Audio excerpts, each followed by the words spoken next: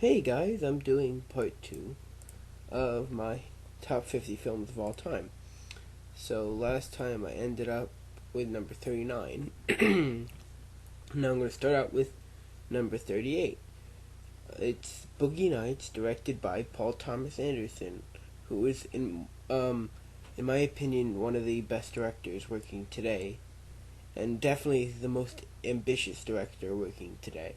I think well, yeah, probably because Stanley Kubrick is not with us anymore, who's, in my opinion, possibly the most ambitious director of all time. But uh, you have to have a lot of guts to go to a studio head and like New Line Cinema, which is the studio in question, and to say I want to make a 3-hour movie about the pornography industry. And Paul Thomas Anderson did that and turned out great. But I'll have some more about him later. Number 37, Woody Allen's classic Annie Hall, which is made it makes it on the list because I find it just so funny and all the things and like how it looks into all the relationships. So everyone's seen Annie Hall. It's a great movie. Everyone knows that it's amazing. So 36 is Alien by Ridley Scott, which is the first horror science fiction movie. So it's like a groundbreaking thing, and I just love like how it like slowly starts up and goes like I love the pacing of it.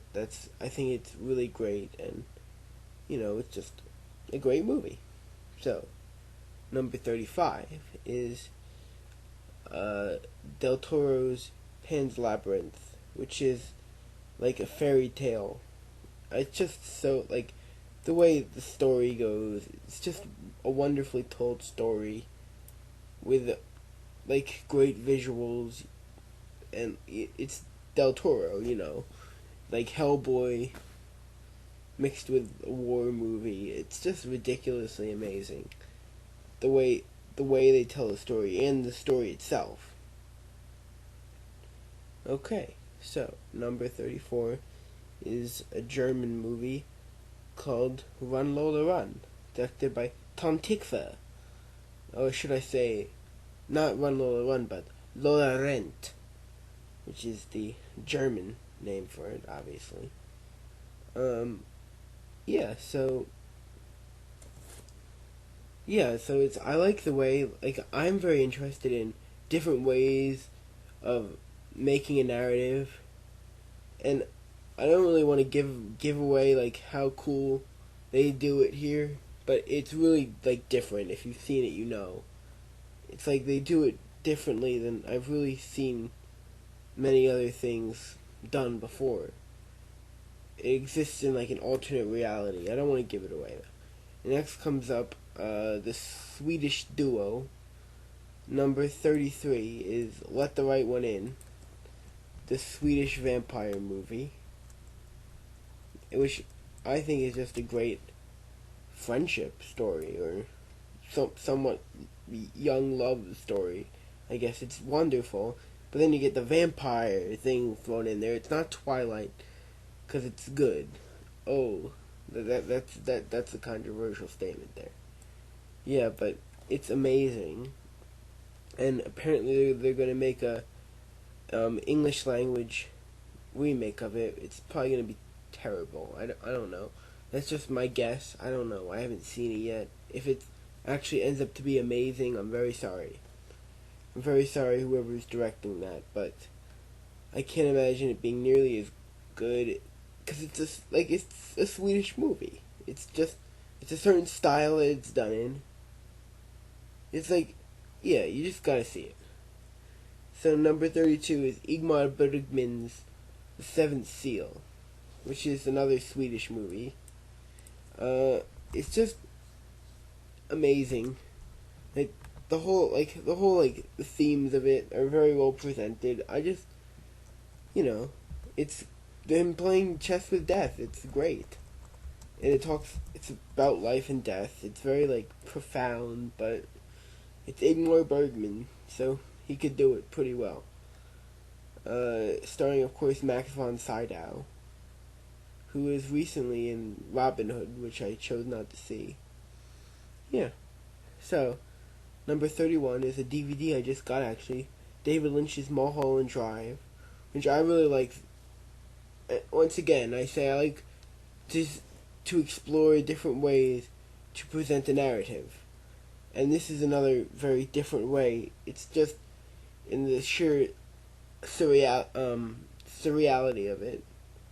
It's a visual. It's a visual, like, trip you're going on the entire time.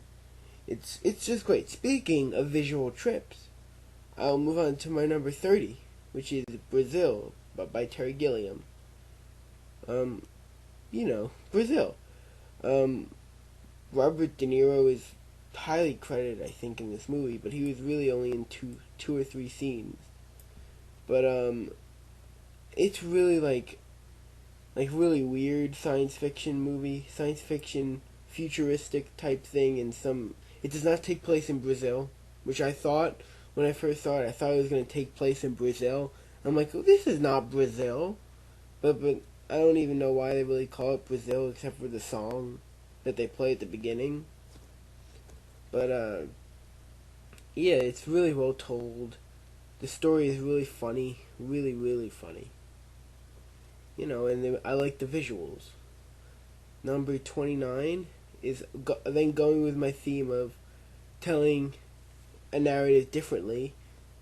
Rashomon by Akira Kurosawa. This is my favorite Kurosawa film because I like the way it tells the story. It's from different points of view of the same incident, and from every point of view, you get a different story, and every story that they tell makes them look better than everyone else, which is just human nature. It's exploring human nature. It's very good. Very, very good.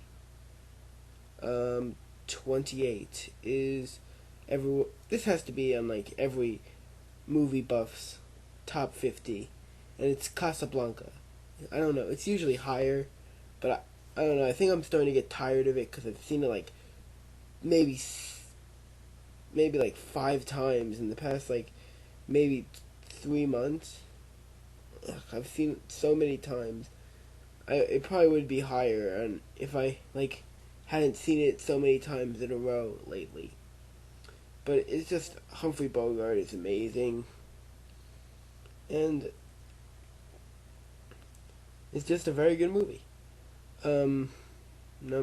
Number 27, which is a film I have on Criterion Blu-ray, and it is called The 400 Blows, directed by Francois Truffaut. It's a story about a kid who decides to skip school, and then he ends up getting sent to, I don't want to give it away. I shouldn't give that much away, because that happens at the end. But, it's basically about a kid who, he's kind of like a rebellious type kid. It's a very, very well told story, very well acted too. And, it's about him and his parents, and stuff goes down. Okay, well, it's getting towards the 10-minute mark, so I'm going to leave it at that for now, and we'll get back next time with 26 on.